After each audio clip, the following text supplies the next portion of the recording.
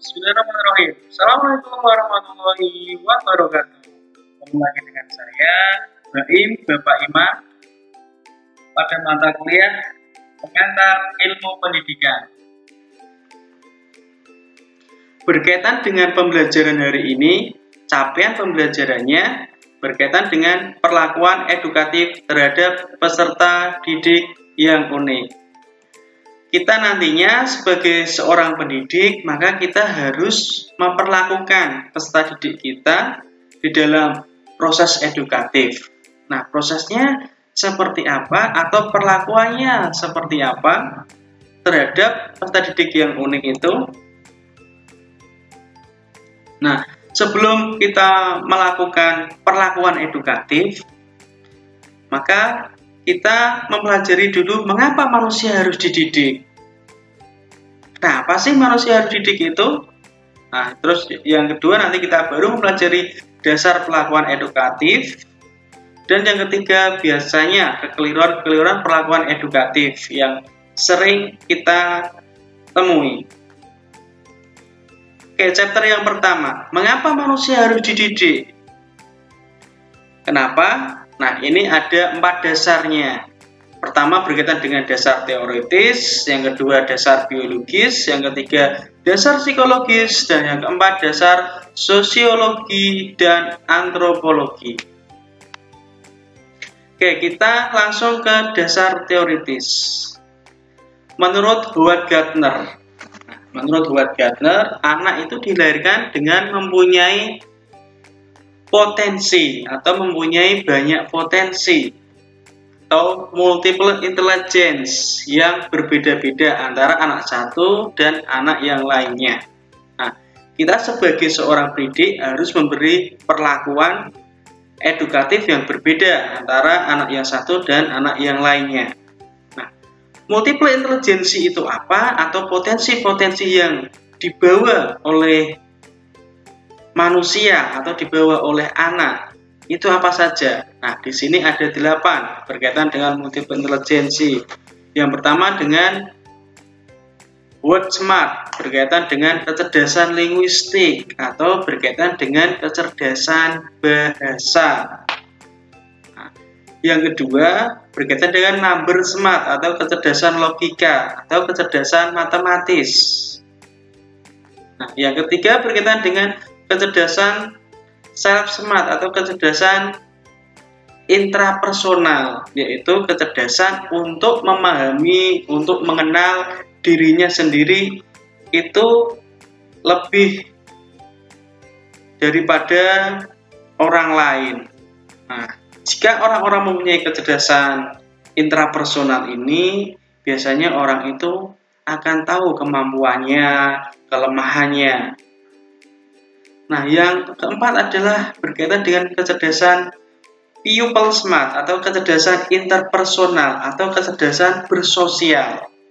Nah, bagi orang-orang yang mempunyai kecerdasan people smart ini biasanya dia banyak temannya karena dia mempunyai kecerdasan sosial.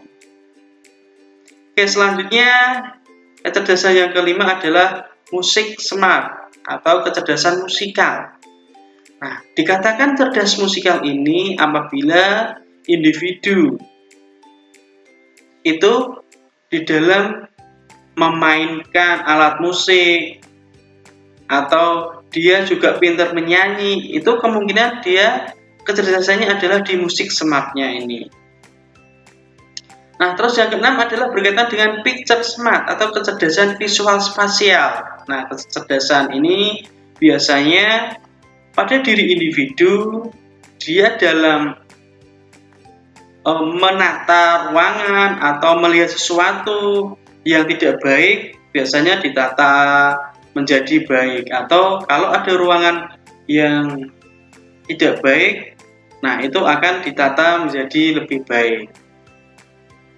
Nah, begitu juga picture smart ini berkaitan dengan kecerdasan visual spasial ini, biasanya orang-orang atau individu yang mempunyai kecerdasan ini, jika mereka perjalanan jauh, dia masih ingat rutenya. Nah, itu adalah ciri-cirinya berkaitan dengan kecerdasan picture smart.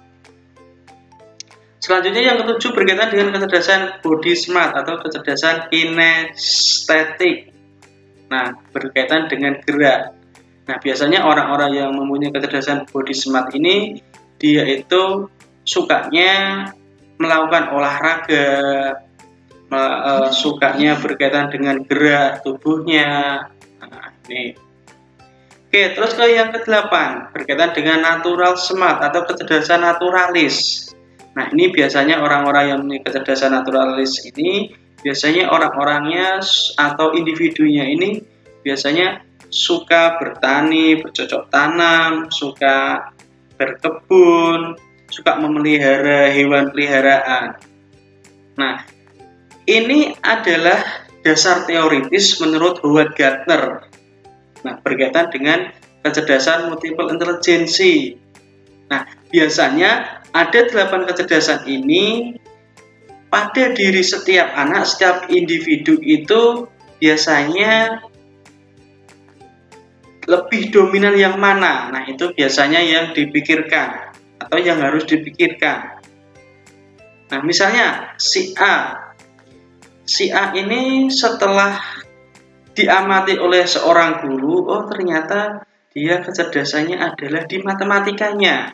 Nah, karena dia tadi pintar berhitung, dia berpikir secara rasional.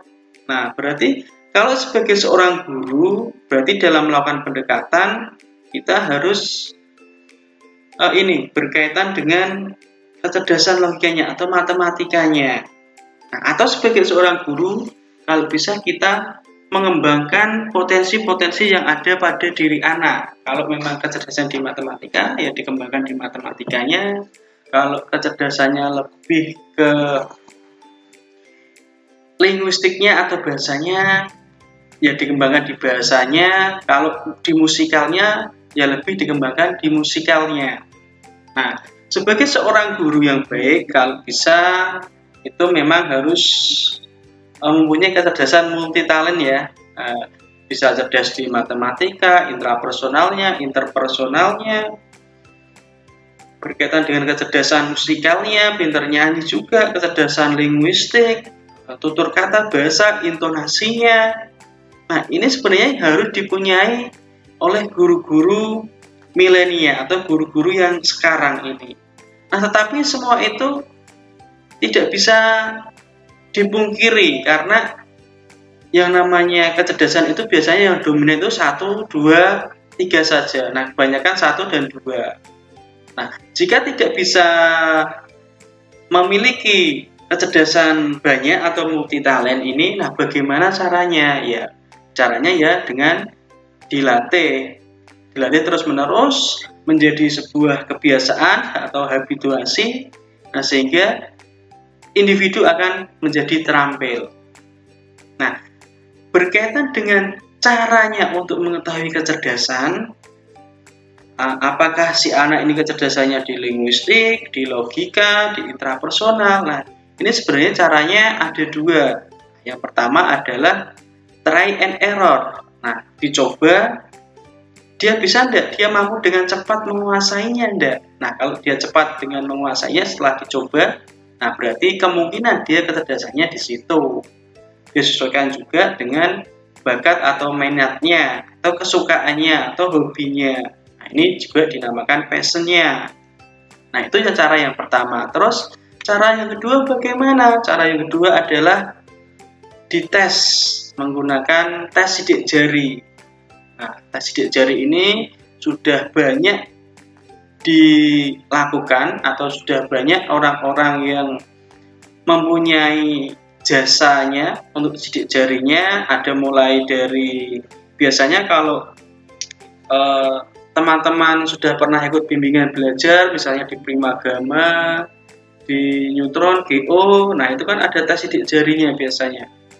Nah, tes sidik jarinya kalau di Primagama itu ada DM itu, dermatologi multiple intelligency. Atau sekarang ini ada juga yang baru. Nah, silahkan kalau kalian memang menginginkan untuk tes sidik jari, nah kalian bisa searching atau cari-cari di internet. Nah, ini berkaitan dengan dasar teoritis menurut Howard Gardner ya, berkaitan dengan multiple intelligence. Oke, selanjutnya berkaitan dengan dasar biologis. Nah, dasar biologis berkaitan dengan anak dilahirkan tidak berdaya, tapi mempunyai potensi yang luar biasa.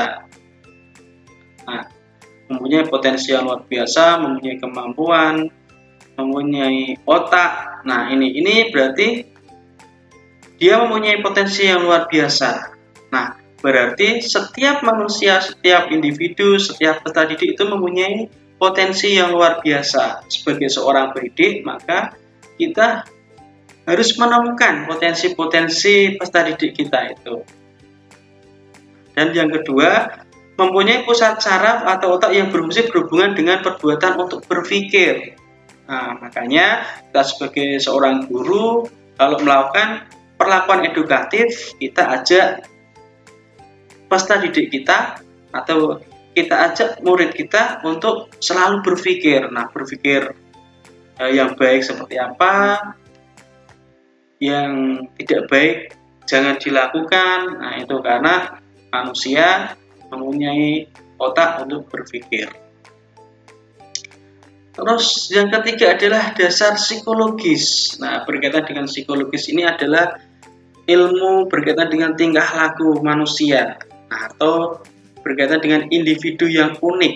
Nah, semua manusia, semua individu, semua anak itu mempunyai keunikan-keunikan tersendiri.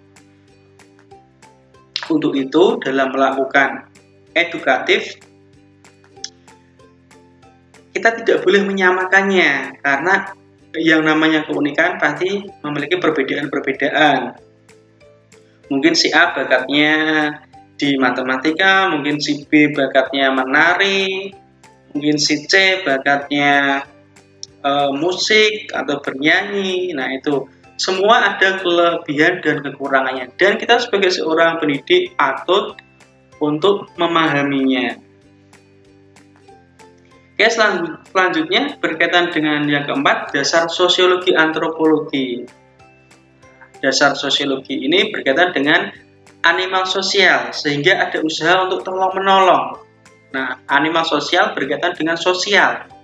Manusia atau individu peserta didik itu adalah tolong-menolong. Nah, maka pendidikan atau edukatifnya yang baik itu seperti apa? Ya, pendidikan yang berkolaborasi, bukan pendidikan yang berkompetisi. Nah, karena kalau pendidikannya itu sudah berkompetisi, nah nanti terjadi persaingan yang tidak sehat. Nah, sebaiknya adalah pendidikan yang berkolaborasi, saling membantu antara satu yang lainnya, berkaitan dengan mungkin pembelajaran berbasis proyek atau berbasis adanya usaha-usaha yang harus dilakukan bersama, saling tolong-menolong. Nah, selanjutnya adanya perbedaan penguasaan budaya. Nah, masing-masing individu biasanya terdiri dari berbagai budaya, etnis, suku, ras. Nah, ini kita sebagai seorang pendidik harus bisa memahaminya. Kita harus memperlakukan antara budaya yang satu dan yang lainnya, jangan pilih kasih. Tuh. Nah, kita selalu saling menghargai, saling menghormati antara sesamanya. Nah, kita sebagai seorang pendidik menjadi suri tauladan atau menjadi contoh bagi anak-anak didik kita. Nah, itu berkaitan dengan dasar-dasar. Terus sekarang kita membahas tentang dasar pelakuan edukatif. Nah, di sini ada aliran empirisme, naturalisme, developmentalis. Nah, berkaitan dengan dasar perlakuan edukatif. Nah, perlakuan edukatif yang seperti apa sih empirisme itu? Nah, empirisme itu berkaitan dengan realisme, realistis, berkaitan dengan kesadaran akal, logika berpikir. Nah, makanya kalau kita melakukan pembelajaran, kita ajak anak didik kita itu untuk selalu berpikir, agar otak-otak sarafnya selalu berkembang. Nah, ini berkaitan dengan kognitifnya. Terus yang kedua berkaitan dengan behaviorism atau perkembangan perilaku. Pendidikan yang baik atau edukatif yang baik adalah berkaitan dengan perilaku individu setiap hari itu menjadi lebih baik, menjadi lebih baik lagi. Berkaitan dengan sikapnya, berkaitan dengan etikanya, berkaitan dengan adabnya. Nah, ini berkaitan dengan afektif, berkaitan dengan sikap. Yang ketiga berkaitan dengan eksperimentasisme. Nah, ini proses memperoleh pengalaman, eksperimen. Nah, kalau bisa, selain adanya kognitif afektif, juga dalam pembelajaran itu harus berbasis eksperimen atau berbasis pengalaman. Kalau berbasis pengalaman, nanti individu atau peserta didik itu nanti akan menjadi terampil. Nah, dia akan selalu melakukan pengalaman terus. Nah, misalnya kalau kita ingin melatih peserta didik untuk berbicara, nah berarti kita latih terus, kita kasih pengalaman. Nah, sehingga semakin banyak dilakukan terus-menerus, itu akan semakin mempunyai keterampilan atau mempunyai psikomotoriknya.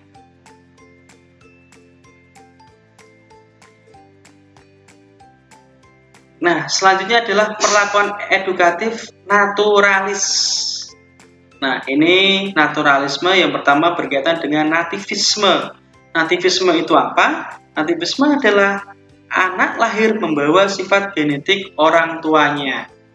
Nah, ini kita harus tahu si anak dan orang tuanya. Biasanya kalau orang tuanya itu pintar matematika, nah anaknya juga akan pintar matematika.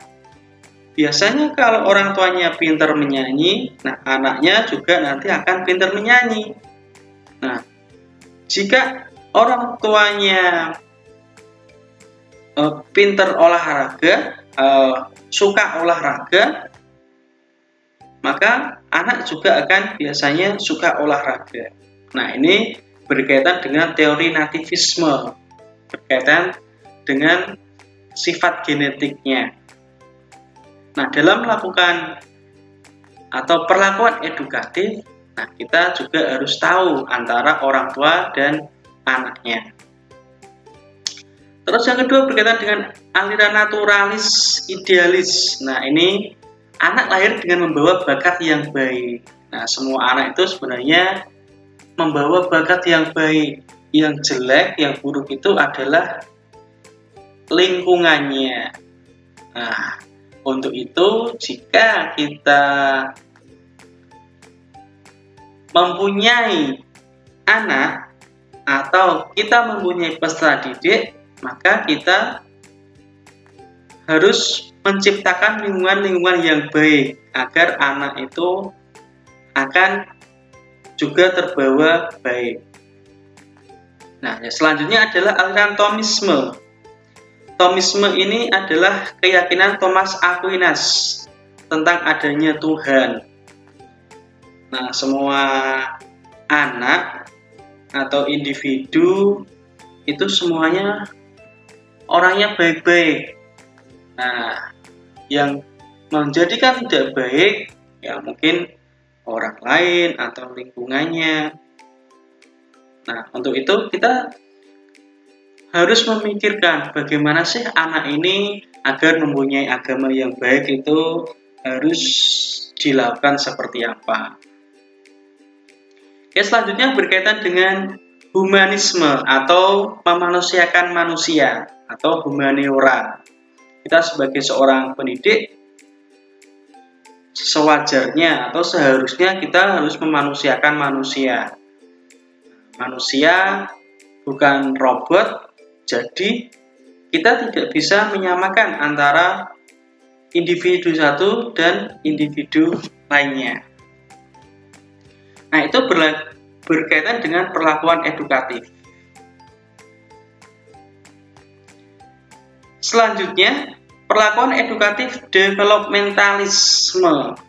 Nah, ini teorinya ada 3. Teori konvergensi. Nah, teori konvergensi ini adalah perpaduan antara nativisme, naturalisme, dan empirisme.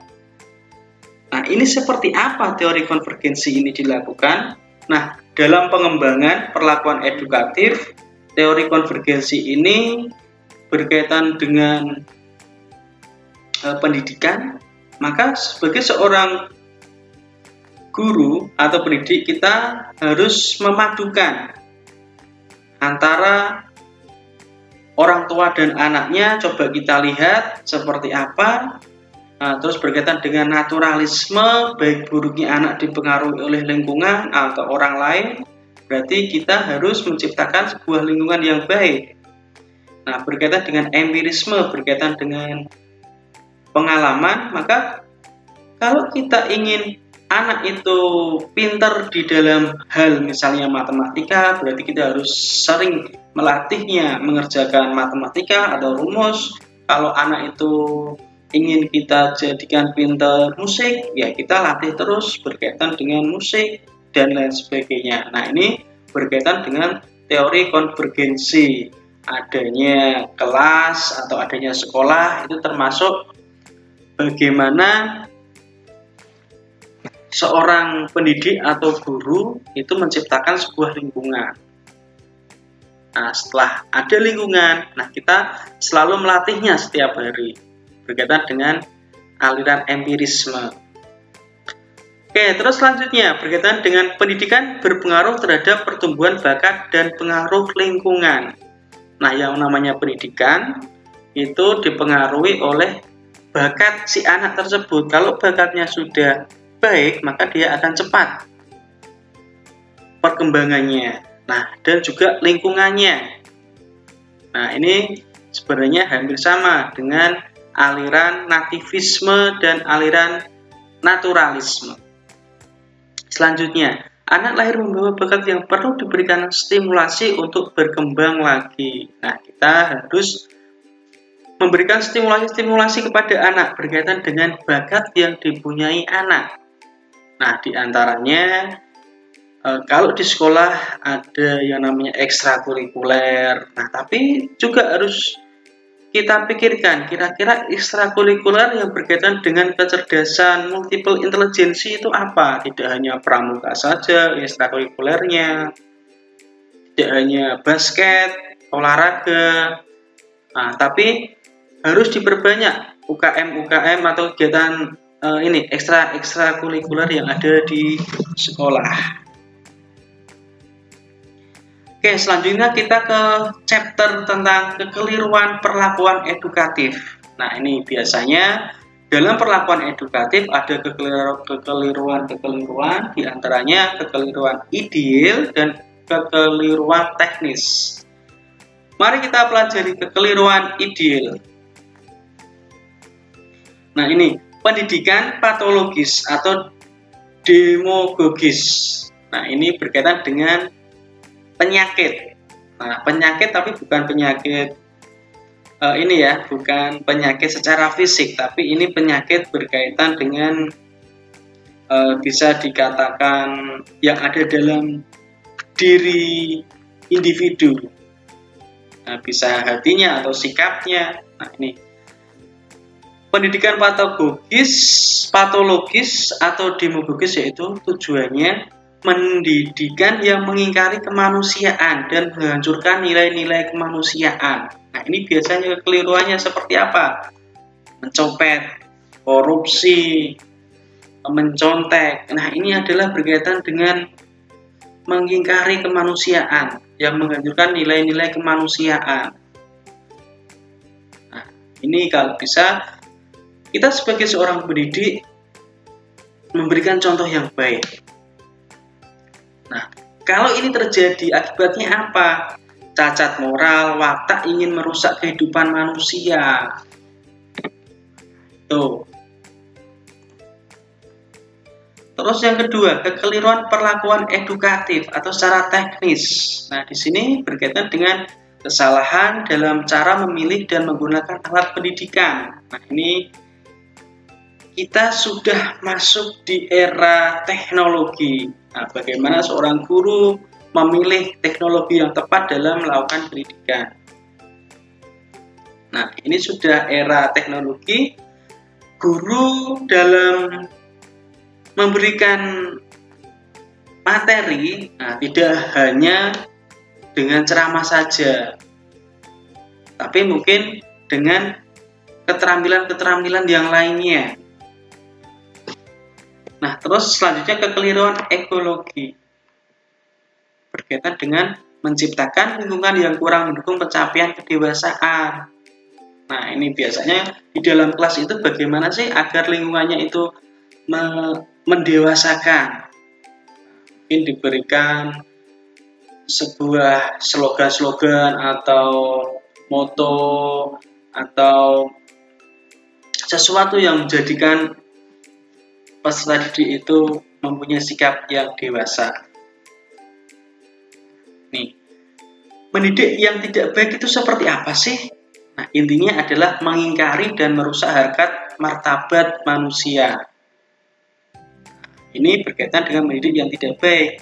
Kalau mendidik yang tidak baik seperti ini, mendidik yang baik itu seperti apa? Nah, mendidik yang baik adalah yang berhasil membantu individu atau peserta didik